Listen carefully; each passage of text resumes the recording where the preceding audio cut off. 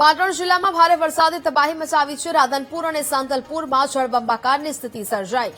રાધનપુર તાલુકાના તમામ ખેતરો બેટમાં ફેરવાયા। સાંતલપુરમાં પાણી વરસાદી પાણીમાં અનેક ખેતરો ડૂબ્યા છે। ખેતરો જળમગ્ન થતા પાકને નુકસાન જવાની ભીતિ છે।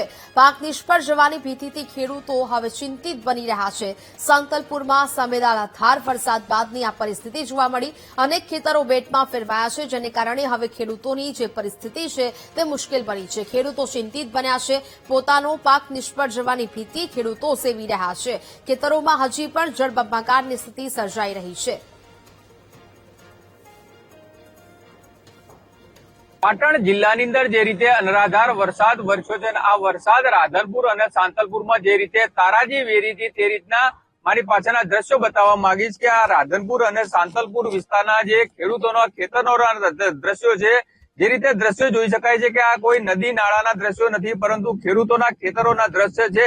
જ્યાં આગળ જમીન છે ત્યાં આગળ અત્યારે જળ સમાધિ લીધી હોય એ રીતના સમગ્ર ખેતરો છે તે અત્યારે બેટમાં ફેરવાયા છે। આ વિસ્તારના ખેડૂતો જે રીતે કાગડોળે મેઘરાજાની રાહ જોઈને બેઠા હતા, પરંતુ જે રીતે અનરાધાર વરસાદ વરસ્યો છે, આ વરસાદ હવે ખેડૂતો માટે ક્યાંક ને ક્યાંક આફતનો વરસાદ હોય એ રીતના દ્રશ્યો સમગ્ર રાધનપુર અને સાંતલપુર તાલુકાના જે ગ્રામ્ય વિસ્તારોને જોડતા જે ખેડૂતોના ખેતરો છે તેના દ્રશ્યો છે।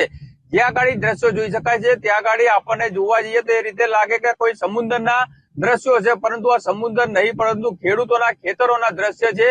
એટલે કહી શકાય કે કમર સુધીના પાણી ખેડૂતોના ખેતરોમાં અહીંયા ભરાઈ ગયા છે। એટલે કહી શકાય કે આ જે વરસાદી પાણી છે તેનો નિકાલ થવા માટે આશરે 1 મહિનાથી વધુનો સમય વીતી જશે, ત્યારબાદ ખેડૂતો ખેતી કરી શકશે। એટલે કહી શકાય કે જે ખેડૂતો પ્રથમ વરસાદની રાહ જોઈ બેઠા હતા, પરંતુ જે રીતે મેઘરાજાએ તાંડવ મચાવ્યો છે, આ તાંડવના કારણે અત્યારે ખેડૂતો છે આ ખેતરો છે તે અત્યારે જળમગ્ન બની ગયા છે અને ખેડૂતોને વ્યાપક નુકસાન વેઠવવાનો વારો આવ્યો છે। કારણ કે ખેડૂતો દ્વારા જે ખેડ ખાતર બિયારણ સહિતના ખર્ચા કરી પોતાના ખેતરોની અંદર વાવેતર માટેની તમામ તૈયારીઓ કરી હતી, પરંતુ જે રીતે મેઘરાજા કહેર બનીને વરસ્યા છે અને જેને જ પગલે જે સાંતલપુર અને રાધનપુર તાલુકાના જે ખેતરો છે તે અત્યારે જાણે કે જળ સમાધિ લીધી હોય એ રીતના દ્રશ્યો જોવા મળી રહ્યા છે।